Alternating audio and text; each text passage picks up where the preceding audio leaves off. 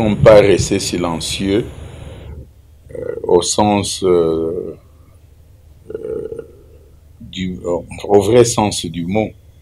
Nous avons suivi cette actualité malheureuse qui s'est produite le 19 mai dernier à Kinshasa. Et je vais y aller d'abord en soulignant d'entrée de jeu que la CNDH a déploré ce qui est arrivé, dans ce sens que dans la plupart de nos rencontres au niveau national, des forces vives politiques, sociales du pays, au niveau de grandes rencontres telles que la Conférence nationale souveraine, le dialogue intercongolais, les Congolais que nous sommes, nous avons conjuré le recours à la force pour accéder au pouvoir ou pour conserver ce pouvoir. Le mode des élections, le recours aux élections a été choisi comme la meilleure méthode de conquête ou de conservation de pouvoir. Et cela a été stigmatisé dans la plupart des textes que nous avons produits pour ce pays, notamment la loi fondamentale, y compris aussi les codes pénaux, civils et même militaires. On ne peut plus dans ce pays procéder par d'autres méthodes, la méthode de force, de recours à la force. C'est ce qui s'est passé, si vous voulez, le 19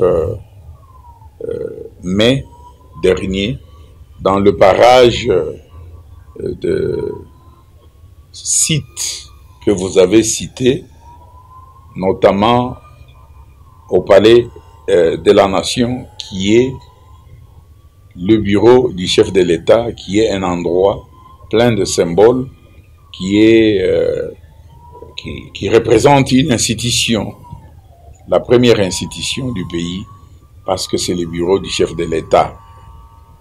Et ce bureau a été attaqué et il y a eu de la violence que nous déplorons, puisque lorsqu'il y a des violences comme ça, il y a toujours violation de droits de l'homme.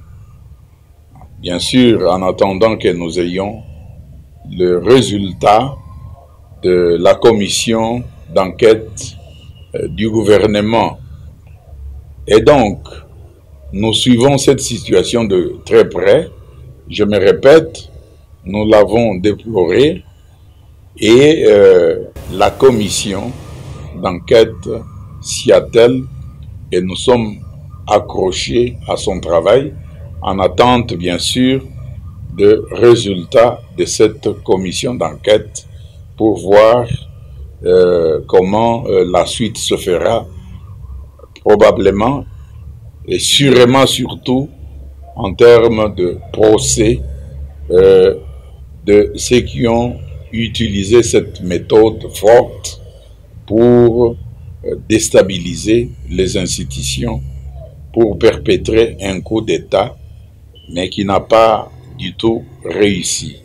Alors, nous déplorons ce qui s'est passé ces jours-là, parce qu'il y a eu mort d'homme. On nous a dit que à la résidence du président de l'Assemblée nationale, il y a eu des pertes de vie, 2 policiers ou 3 personnes, 3 autres, un assaillant, quoi, qui ont perdu la vue. Et donc, nous déplorons, j'insiste beaucoup, tout en demandant à la justice de faire son travail à partir de résultats de la mission d'enquête. Bien, vous savez, lorsqu'il y a ce genre de coups ou de tentatives, parce qu'il n'y a pas un modèle de coup d'État pour dire que voilà, lorsque on commet, on perpétue un coup d'État, il y a des règles à suivre. Non.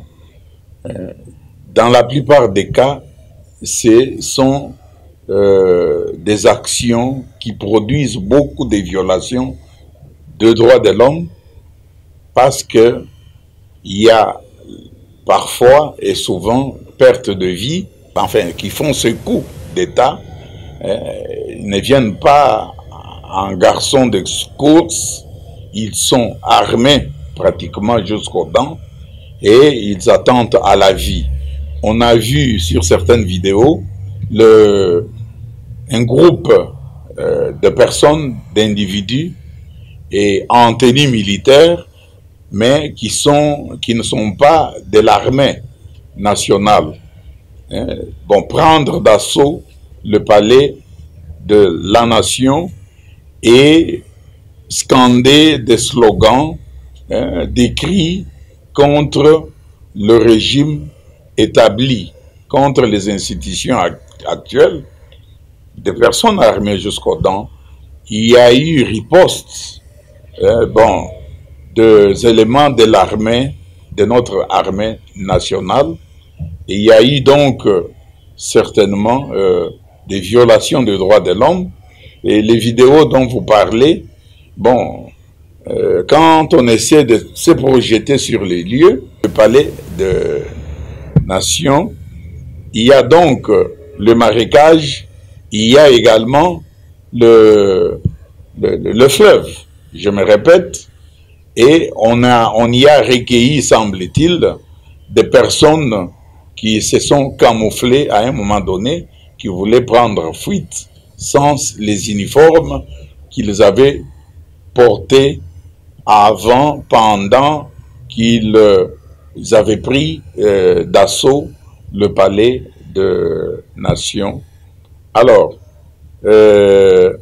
en ce moment-là, nous ne pouvons pas du tout nous fier à 100% en tant qu'institution publique à seulement ces vidéos-là qui ont circulé sur les réseaux, mais nous attendons les conclusions de la commission d'enquête et là, nous pourrions rester saisis pour que, au moment des procès, il y en aura bien sûr, pour que nous puissions voir comment ça se déroule,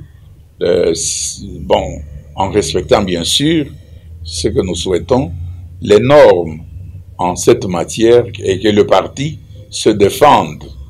Et nous restons donc très saisis sur cette situation et aussi,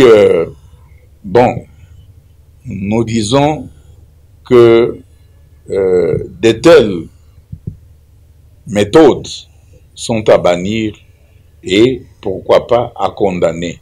Le recours à la force, et nous avons dit que cela fait dégringoler d'autres violations des droits de l'homme, à part la vie humaine qui est exposée. Il y a également restriction de mouvement pendant le temps que le coup ou tentative de coup d'État se perpétue, mais il y a également la circonscription du périmètre qui gêne la circulation et tout risque d'être aux arrêts pour un temps.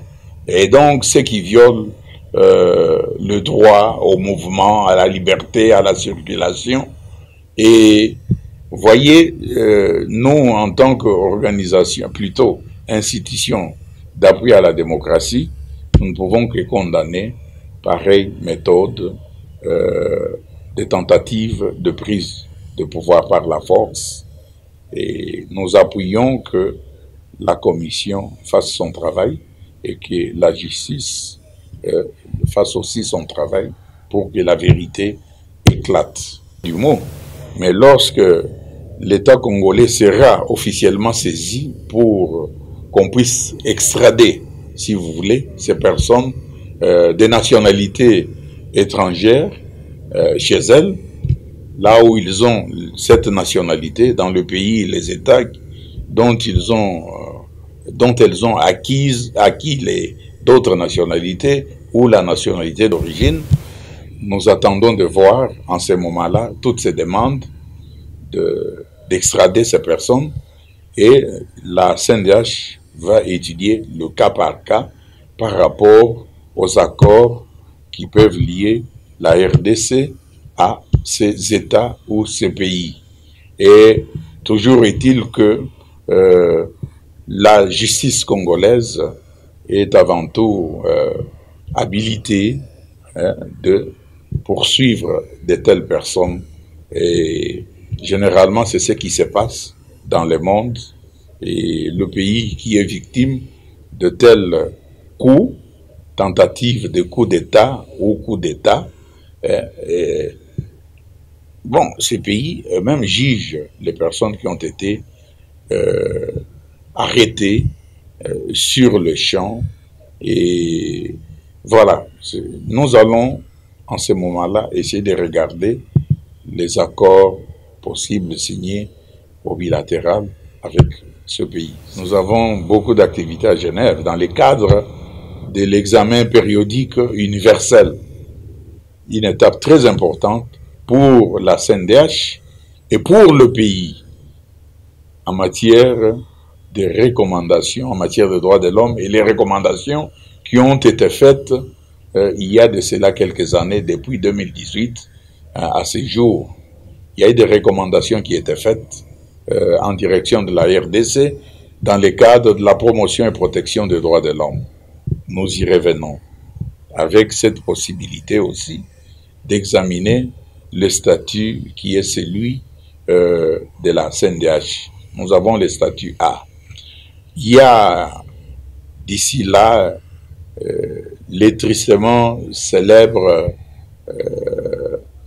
jours ou journées commémoratives du double assassinat de nos collègues, compatriotes, défenseurs des droits de l'homme, Floribert Chebeya et Fidel Bazana. 14 ans depuis que la vie leur avait été ôtée. Alors, cette commémoration avec leur organisation, La Voix des Sans-Voix, et les familles veuves. Les veuves sont là, les orphelins sont là, leurs familles sont là, et nous allons commémorer ce 14e anniversaire en leur présence. Et j'ose déjà annoncer que cette journée du samedi 1er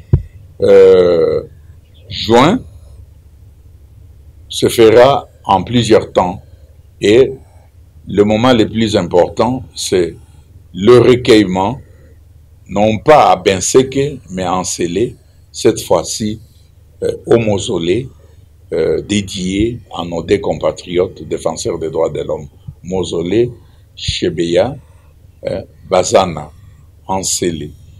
Et dans l'après-midi, nous serons tous au rendez-vous pour avoir la situation du procès à l'heure qu'il est. Ça sera à Fatima, donc dans l'après-midi. Voilà les deux événements que nous attendons. D'abord, c'est cette commémoration de ce samedi ici. Mais nous avons également une autre activité très importante, l'an 1 de la Commission nationale de droits de l'homme, avec la nouvelle équipe qui dirige cette institution d'appui à la démocratie. Ça sera au ministère, plutôt au Salon international des conférences du ministère des Affaires étrangères.